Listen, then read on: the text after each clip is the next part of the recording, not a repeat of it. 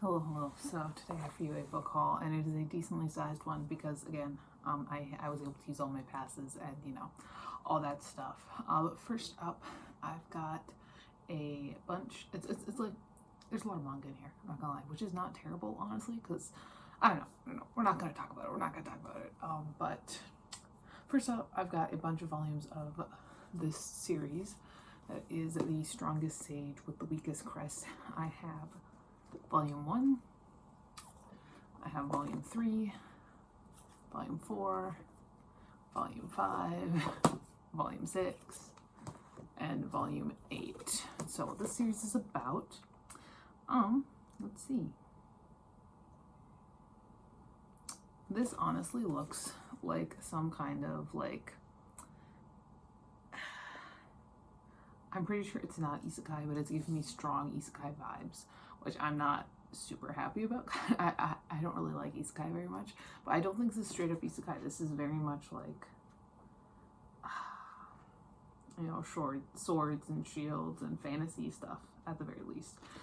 So we'll see. And who knows? Maybe I'll really end up liking it, and I'll have to collect volumes like 2 and 7 and finish it all off. But yeah, I've got all of these. After that, I did publish a book. I came out with my 4th book this year.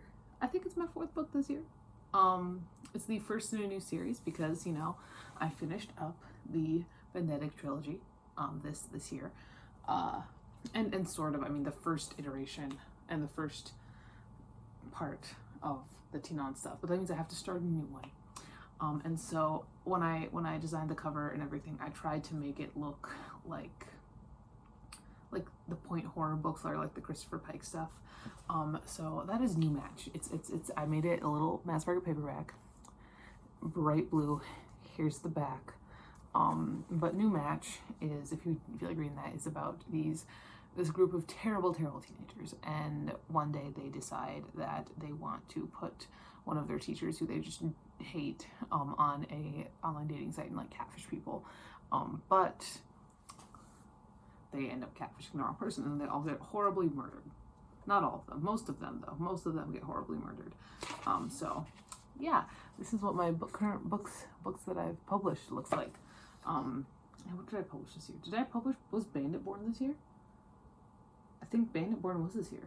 I think Bandit Born, Until I Fall Away, Sunset, and Graduation Day. So this is book 4 that I published this year. But yeah, no, I had fun with this one.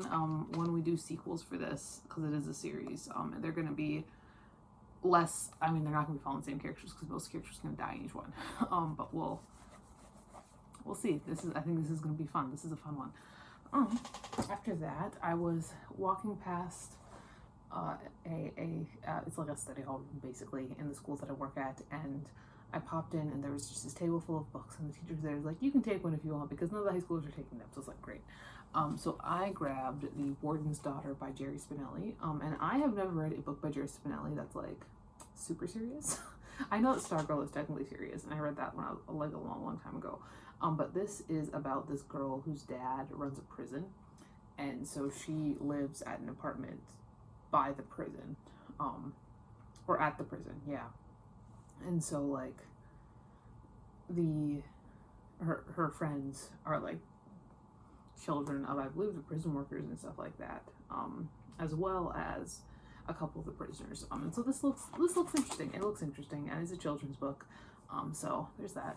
After that, here's when a lot of my past books start coming in, and it's mostly, there's some sketchy self-published romance going on here, just because I'm a little bit interested. The only one I really read was, apart from Natalia Joster, who I love, but the one by Saxon James. So I'm just interested. But the first one I have, this is a very, very popular author, and she's been around for a long time. I remember when I was in high school, she had stuff that was coming out, and that is Penelope Douglas. So I picked up Falls Boys, which is a sketchy self-published romance. This has been pretty popular. What really is amazing me is that these guys they've got some nice formatting in here. I like that. I like the formatting. Oh my gosh, it's got a map. Okay. Oh, this is a spin-off. Oh my gosh, the playlist of this is a spin-off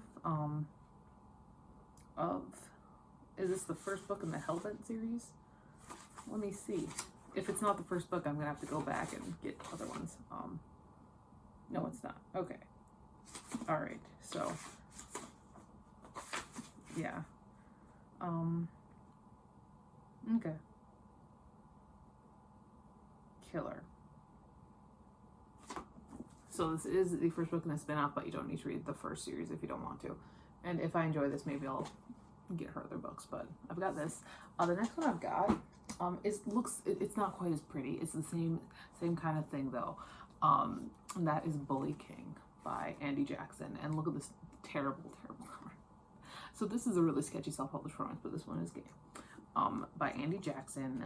It is about this pastor's son and the quarterback who bullies him, but then stuff happens between them, is what I'm getting. But again, the cover's terrible, but again, the inside looks so nice.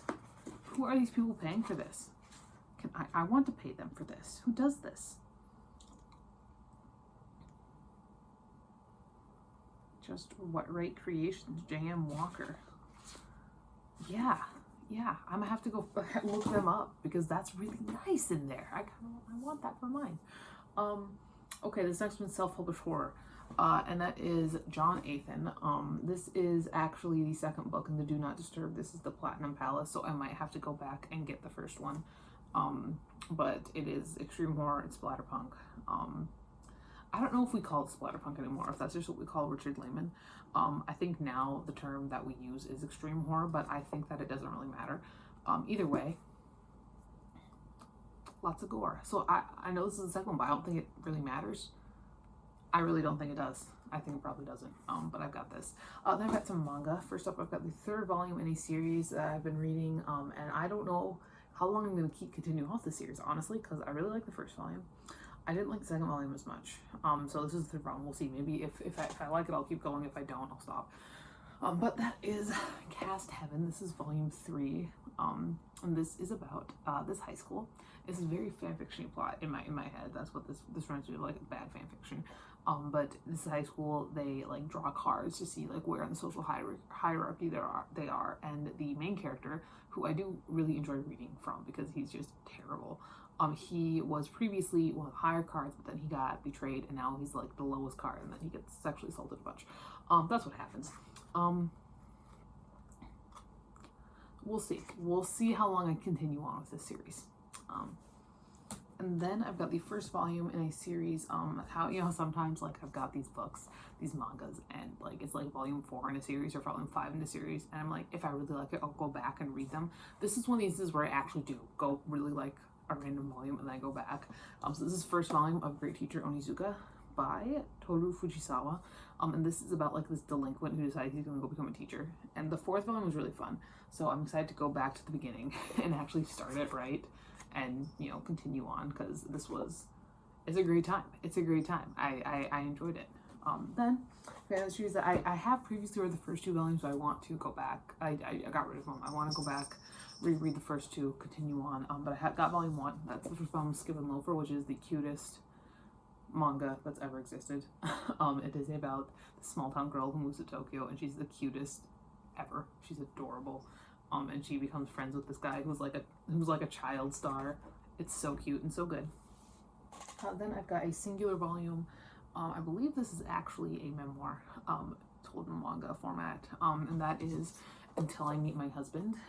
The true story by Ryunosuke Nagasaki and art by Yoshisuke Sukizuki.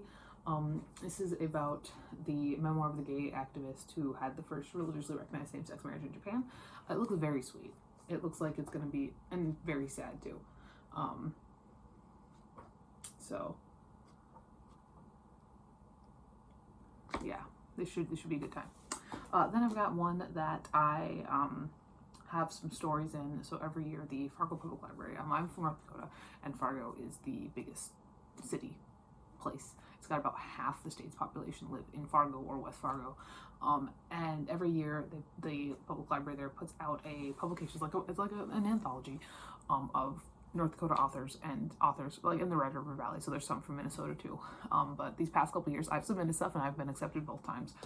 So in Northern Narratives 2023, I've got 2 stories. Well, I've got a story and I've got an essay. So my first story is Mile Marker 342 by Aurora Dimitri, and my essay, it's the best thing about having about like alphabetical order, oh my god, is I Hate the Cloud.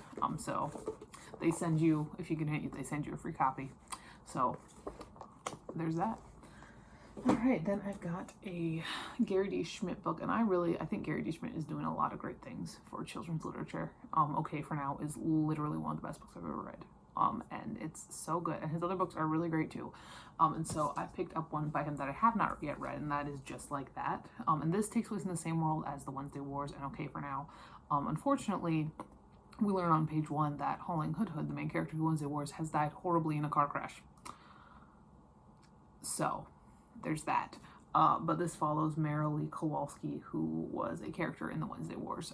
She wasn't in Okay for Now because Doug moved. But yeah, I'm interested to read this, even though, I mean, I know there won't be any Swytex in this because, you know, they've moved to different areas, unless I get really surprised, which would be great. But this is pretty thick too. Kind of like Okay for Now. Okay for Now is bigger. This one's pretty big. I'm excited to read this. I think it's going to be a good time. It will probably make me cry. And then I've got some more sketchy manga. That's what I read, is terrible sketchy books. But first I've got the first 2 volumes of How Heavy Are the Dumbbells You Lift by Yabako Sandrovich and Mom. This is about a girl who is gaining weight, so she decides to start going to the gym, is what I'm gathering from the backs there. So I got these. I also got the first volume of Golgohan by Mari Tayu, which is about a home ec teacher sets up a cooking club, and the only kid that comes is this girl right here. So this is gonna be real sketchy, I can tell. And then finally, the sketchiest of them all, they get sketchier as you go on, is Please Put Them On, Takamine-san by Yuichi Hiragi. And this is about a young woman, a teenager, and she's just perfect.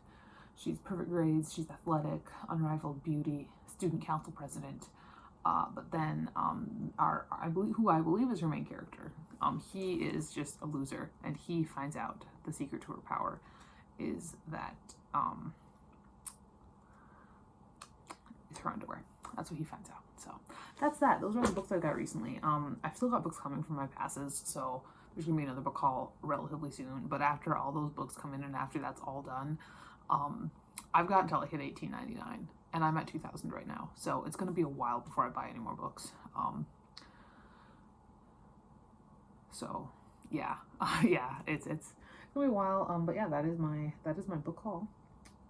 I guess the only exception would be if I end up like publishing more books, and I don't know how likely that is to happen before the end of the year, which is kind of sad because I have only published 4 books this year, and I've been averaging about 6. But this year has been a little bit different. I don't know. We'll see. I've got 3 books running right now, plus a draft that I started stupidly. But I've got 3 second drafts running right now. I've got the 3rd Serial Killers with Cookies book. I've got Stand Alone. That's very Lord of the Flies inspired. I'm excited about it. And then a kind of pentology book 6, or like a companion. And they're all like 20,000 words in. So yeah, it's hard to tell. But yeah, that is where we're at right now. That is all every day. I'll talk to you later, and goodbye.